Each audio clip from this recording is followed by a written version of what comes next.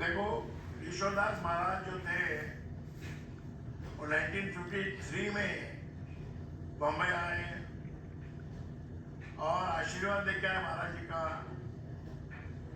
और इन्होंने मुंबई में आके सत्संग शुरू किया। केवल उनके काका ससुर मनोहरलाल जी बंसल उनके साथ थे। इन दोनों ने मिलके ये सत्संग शुरू किया।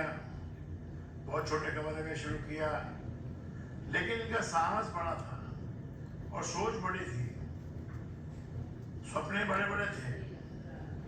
तो धीरे धीरे करते करते एक ऑडियंस के 5 हुए, 5 के 10 हुए, 10 के 20 हुए। ऐसे करके इन्होंने 33-34 साल सत्संग को खूब मलाड में, बोरीवली से लेकर सांता क्रूज तक में इतना जमा दिया कि बहुत हजारों लोग आने लगे। फिर 89 में इनका ध्यान हुआ। 89 के बाद में मुझे सौंप के गए, तो हमने भी पूरी कोशिश करके वही नियमों से चलते रहे और वही परंपरा को लेके चले। तो हमारे दर्शक इतने हुए, 20-20 हजार, 50-50 हजार दर्शक हो गए। तो जो चीज सच्ची है उसका तो एक्सपांशन होना ही है।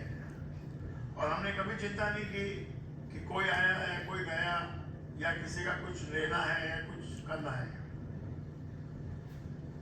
तो ये पिताजी ने साहस दिया, हमको सबको ताकत दी, आशीर्वाद दिया, तो ये सत्संग चलता रहा और आज भी चलता है।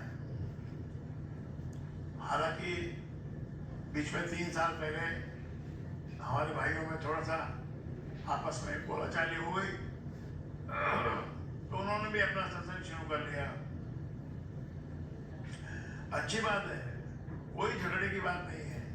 सत्संग तो बढ़ना ही है और आपकी इच्छा है तो आप करो, अच्छे मन लगा के करो। सबकी सेवा करने का काम है ये, और कुछ नहीं, मेवा खाने का नहीं है। हम तो आज तक किसी के घर में खाना खाने नहीं जाते। कितना लोग बुलाते हैं, आज हमने नया घर लिया, ये किया, वो किया, लेकिन हम तो अवॉइड ही करते हैं। हमारा तो ध्यान एक रहता है कि हर रविवार को 9:30 बजे सत्संग टाइम पे शुरू हो जाए और अपनी डिमांड से वो 12 बजे तक उसको किया जाता है। और जब शरीर थक जाएगा तो 1.5 घंटा करेंगे, पहले 2 घंटा करते हैं। आप सब प्रेमी हो, सुंदर सुंदर भजन, अमृतवाणी का नित्य गाना, और अमृतवाणी से जुड़े हुए आप हमेशा के लिए। हमारे जीवन की धारा अमृतवाणी से जुड़ी हुई है। अमृतवाणी सुन के आत्मा प्रसन्न होती है, मन में एकाग्रता आनी चाहिए। देखिए, सत्संग करने का मतलब साधना है, लेकिन साधना में ढोंग होने का, प्रपंच होने का बहुत चांस होता है। तो साधना कैसे करनी है? जब आप अकेले में बैठो तो मेडिटेशन करो और एकाग्र ध्यान करो। अपने ध्यान को यहाँ मस्तक में रखो, राम का नाम लो और इधर ही एकाग्र मन से करो। देखिए, कर्म योग और कार्य में फर्क है। आप किसी फैक्ट्री में काम करते हो, किसी ऑफिस में काम करते हो, किसी खेत में काम करते हो, वो कार्य है, वो कर्म नहीं है। वो कार्य है। कार्य आपको अपनी ताकत से करना है, पढ़ाई करनी है, क्वालिफाई होना है और गुणवान बनना है, मेहनत करनी है, ये कार्य होता है। लेकिन कर्म योग आपको सेवा भाव से मन को एकाग्र करके, किसी गरीब की मदद करके, कोई लाचार की मदद करके, समाज के लिए कोई काम करके या देश के लिए कुछ करके, ऐसा कुछ काम जो है वो कर्म योग कहलाता है। साधारण जो हम काम करते हैं वो हमारा कार्य है। कोई फोटोग्राफी करता है, कोई म्यूजिक करता है, कोई कुछ करता है, कोई कुछ करता है।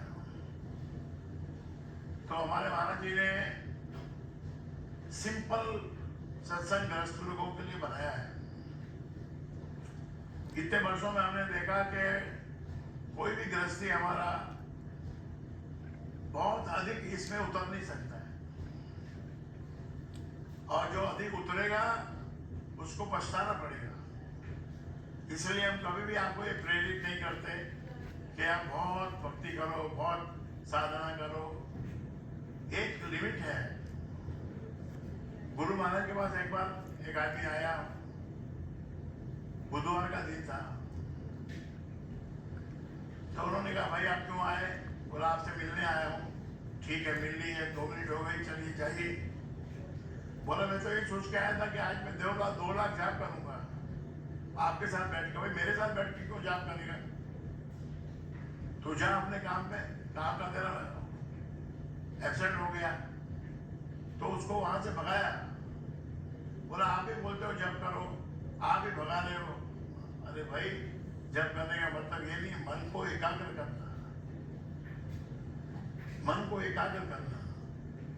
और जो अगर आध्यात्मिक क्रियाएं अगर करना है तो वो अलग फील्ड है। उसके लिए आपको घर गृहस्थी से मुख मोड़ना पड़ेगा, माया से मुख मोड़ना पड़ेगा। दूसरे संत लोग आपको माया से मोड़ते हैं, आपको कहते हैं ये मत करो, वो मत करो, ये सैक्रिफाइस करो। आप कर सकते हो क्या? 2 दिन का खाना आप छोड़ सकते हो क्या? 2 दिन जंगल में रह सकते हो क्या? एक आदमी आया, बोला गुरु महाराज मुझे परमिशन दे दो, मैं जंगल में जाना चाहता हूँ। भाई तेरे घर में कौन कौन है? कि मेरे घर में एक मेरी माँ है। तो माँ कैसी है? कि माँ बीमार है।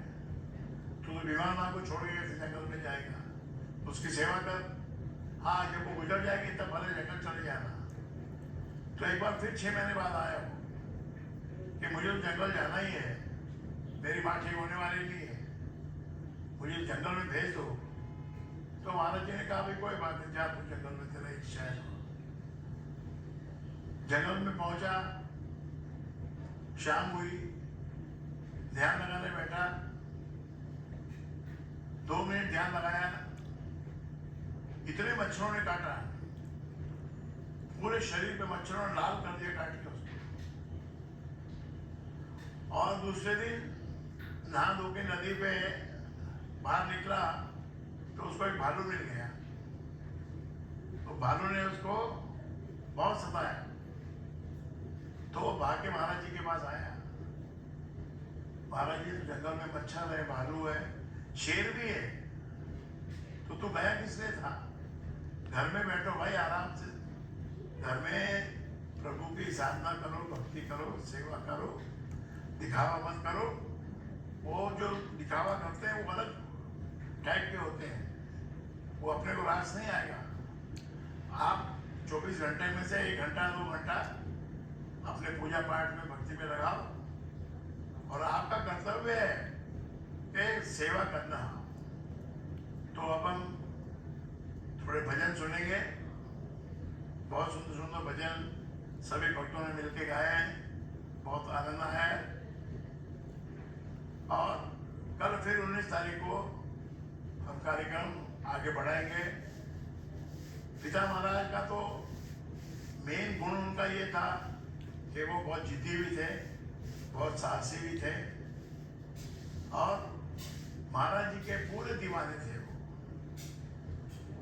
ऐसी ऐसी चीजें उन्होंने महाराज जी के बारे में बताई जो दूसरा कोई नहीं बता सकता, कोई किसी ने ऑब्जर्व भी नहीं किया, क्योंकि इनका प्रेम इतना ज्यादा था। ये तो कहते थे कि महाराज जी राम राम राम राम ही करते रहते हैं, पैर के अंगूठे से सदा राम राम जपते रहते हैं। तो ये इनका ऑब्जर्वेशन था, प्यार था, प्रेम था महाराज जी के प्रति, और पूरी उम्र वही डेडिकेटेड रहे। राम का नाम उन्होंने दिया सबको, महाराज जी का नाम दिया। महाराज जी मुंबई में आए नहीं, लेकिन मुंबई में ही रहते हैं ऐसा लगता है। दूसरे सब लोग बोलते हैं पंजाब में, दिल्ली में, हरियाणा में रहते हैं, वहां नहीं रहते महाराज जी। वो तो कब कब मुंबई आ चुके हैं। ईश्वरदास महाराज के साथ मुंबई में उनका बसेरा हुआ। फिर हमारे 20 साल के बाद दोनों वाला लिया, वहाँ भी अच्छे तरह से सत्संग किया। 89 में वो पास आउट हो गए। उसके बाद हमने साधना सत्संग करे और बहुत सारे सत्संग वहाँ करे। तो ये सब प्यार और प्रेम की बातें हैं, सेवा की बातें हैं। इसमें डिस्प्यूट करके कोई फायदा नहीं है। कोई भी डिस्प्यूट करके लड़ाई करके क्या मिलने वाला है? 5 साल में 10 साल में सब विदा हो जाएंगे, सब बूढ़े हो चुके हैं। तो अभी थोड़ा अपने आप को आंतरिक शांति में आप जाइए। देखिए, भक्ति करने का मतलब होता है आंतरिक शांति। आपने आंतरिक शांति कभी अनुभव नहीं की है, उसका अनुभव जब आप करोगे आपका सारा शरीर भी ठीक हो जाएगा। आंतरिक शांति यहाँ पर ध्यान लगाने से होता है। और सुबह जल्दी उठ के भी लगा सकते हो ध्यान। ब्रह्म मुहूर्त में सब चीजें बड़ी फेवरेबल होती हैं। कॉस्मिक में शांति होती है, वहां से वेव्स आती है। आपका जो मेडुला है, ये मेडुला को डॉक्टर लोग हाथ नहीं लगाते। सब तरह के ऑपरेशन करते हैं लेकिन मेडुला को नहीं छेड़ते हो, क्योंकि ये आपका सेंटर है। कॉस्मिक एनर्जी को रिसीव करने का मेडुला सेंटर है। वहां से स्पाइन में शक्ति जाती है, फिर ऊपर उठती है, फिर सहस्त्रार में जाती है। तो ये सब चक्कर में पढ़ो धीरे धीरे, जैसे उम्र बढ़ेगी वैसे करो।